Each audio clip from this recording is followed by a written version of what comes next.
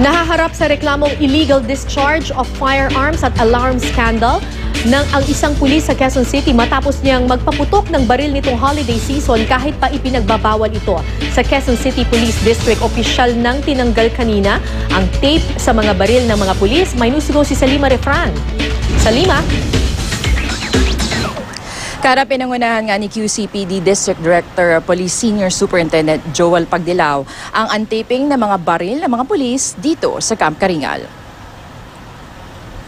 Alas 8 ng umaga nang simula ng seremonyal na pagtatanggal ng mga tape sa mga baril ng mga pulis. December 22 o bago pa man ang Pasko, nilagyan ng tape ang mga service firearm ng mga pulis. Bahagi ito ng kampanya ng Philippine National Police laban sa indiscriminate firing o basta-bastang pagpapaputok ng baril ngayong Pasko at Bagong Taon.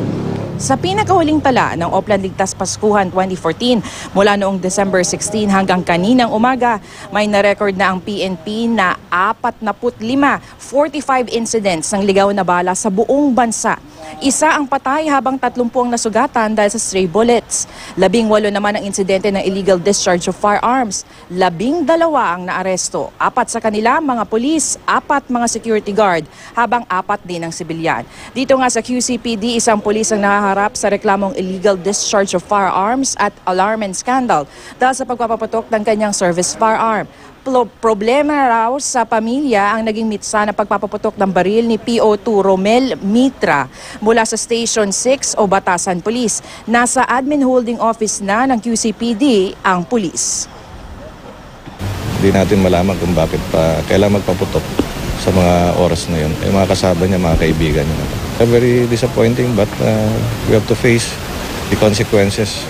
So ito yung mga pulis na dapat na matanggal na sa serbisyo. Kara, bukod nga sa mga kasong kriminal ay nahaharap din sa administratibong kaso na grave misconduct itong si PO2 Mitra.